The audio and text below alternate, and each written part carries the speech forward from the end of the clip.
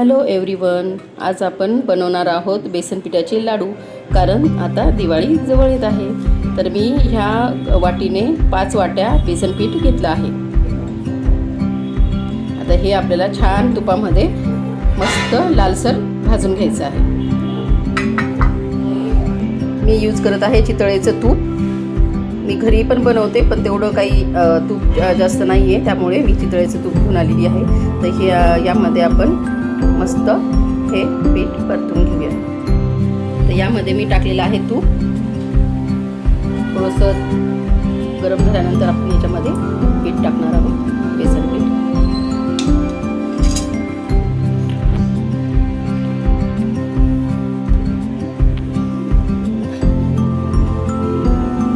यामध्ये सगळं मिक्स करून घेऊयात, आपण टाकून घेऊयात.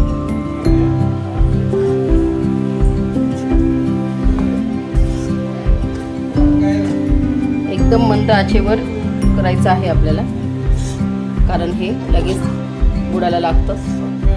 आपल्याला बुडाला न लागू देता चांगलं हे हलवत राहायचं आहे, जोपर्यंत हे एकदम पातळ होणार नाही आणि हे ओलसर होणार नाही तोपर्यंत.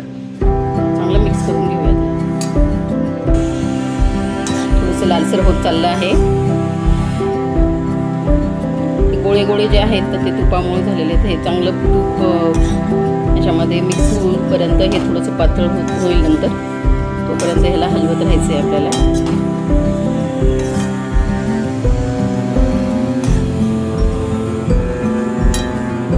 जास्त पीठ असल्यामुळे थोडासा टाइम लागेल याला परतवण्यासाठी आणि पातळ होण्यासाठी. चांगलं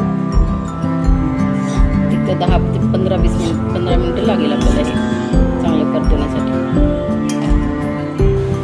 बघा, थोडंसं सैलसर होत आलं हे, जसं ओलसर असं झालं पाहिजे. आणखी थोडंसं आपल्याला 5-1 मिनटं याला परतवायचं आहे.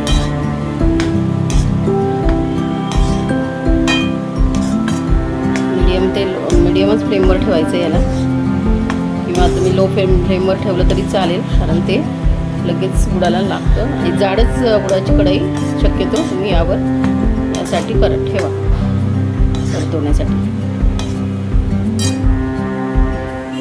असं थोडंसं सैलसर झालं पाहिजे हे.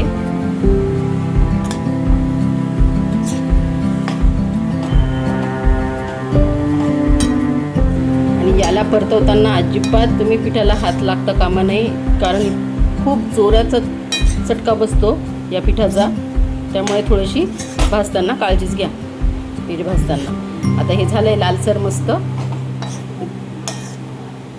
आता हे आपण काढून घेऊया. हे झालं आपलं मस्त भाजून पीठ. मी आता ताटामध्ये हे थंड करायला ठेवलं आहे. फॅनखाली तुम्ही ठेवू शकता किंवा असंही ठेवू शकता. आता आपण 5 वाट्या पीठ घेतलं होतं. आता आपल्याला 4 वाट्या आणि मुठभर जास्त, किंवा तुम्हाला जसं जास्त गोड आवडत असेल तुम्ही बरोबरीने घेऊ शकता साखर. आणि आम्हाला जास्त गोड आवडत नाही, म्हणून थोडंसं कमी टाकत असते मी साखर. तर आता ह्या 5 वाट्या पिठाच्या वाट्यांसाठी मी 4 वाटी आणि 1 मुठभर थोडीशी जास्त साखर घेणार आहे.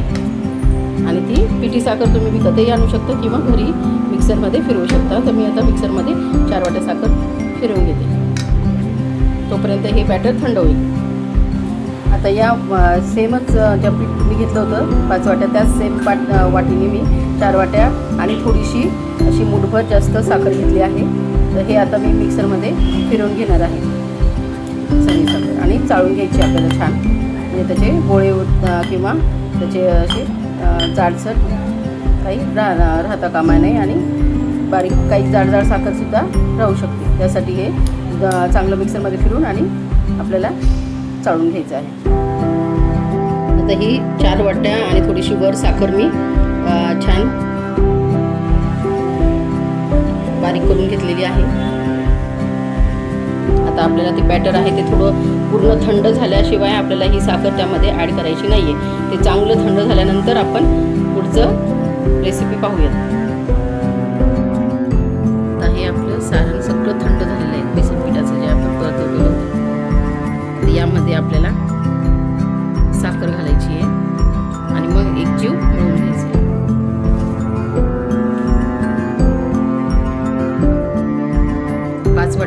बेसन पीठ घेतलेलं होतं. हे आपल्याला 4 वाटी सपाट साखर घालायची.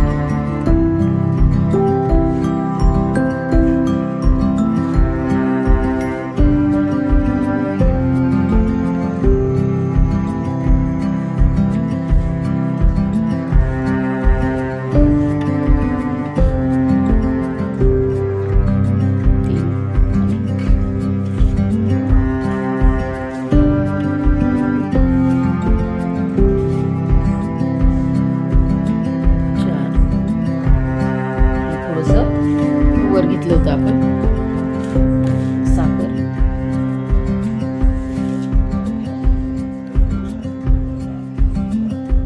आता याला चांगलं एकजीव मिक्स करून घ्यायचं आहे आपल्याला. सगळे गोळे फोडायचे आहेत.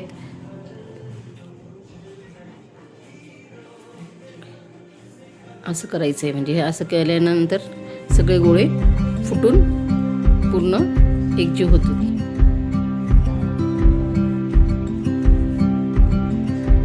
असं मिक्स करून घ्यायचं. आता हे सगळं मिक्स झालंय साखर.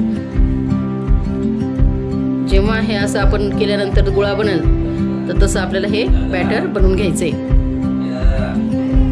आपल्याला थोडीशी ह्याच्यामध्ये आपलं विलायची पावडर करून टाकायची आहे. म्हणजे सुगंध छान येतो आणि चव पण छान लागते. पुन्हा हे चांगलं मिक्स करून घ्यायचं आपल्याला. असं करून जर तुमचा लाडू बनणार नसेल ना तर तुम्ही थोडंसं कोरडं जर वाटलं तुम्हाला पीठ तर त्याच्यामध्ये तुम्ही वरतून थोडंसं पातळ करून तूप घालू शकता आणि मग मिक्स करू शकता. एकदम जास्त पण घालायचं नाही, थोडं करून घालायचं. 1-2-3 चमचे जरी घातलं तरी सफिशियंट आहे. आणि मग पुन्हा सगळं मिक्स करून घ्यायचं. आता आपल्याला याचे लाडू बनवून घ्यायचे. चांगलं मिक्स केलंय.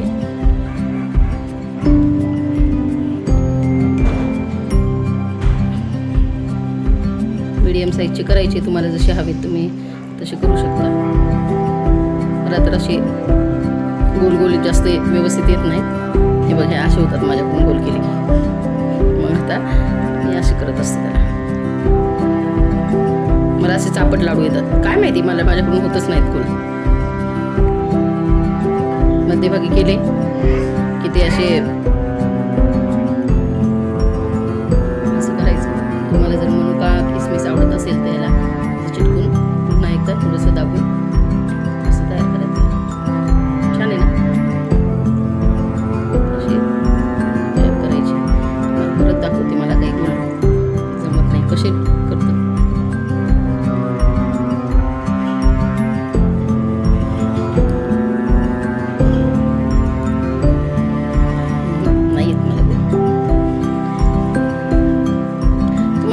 गोल कसं येत नाही. पहिल्यापासून मला असाच प्रकारची करण्याची सवय आहे. त्याच्यामुळे कदाचित गोल जमत नसेल मला. माझ्या आजी आहे, माझ्या आईची आई, त्यांनी शिकवलेलं आहे मला अशा टाईपचा लाडू बनवायचा. आता हे सगळे लाडू तयार करून घेऊ आणि हे असे झाले लाडू. आता पूर्ण लाडू तयार करून घेऊ आपण. हे झाले आपले लाडू तयार. कसे वाटतायत? छान बनवले ना. तर हे सेम लाडूची रेसिपी तुम्ही नक्की ट्राय करा दिवाळीमध्ये आता. आणि मला सांगा कसे झाले आहेत लाडू. आणि खाऊन बघा आणि खात राहा. Bye bye.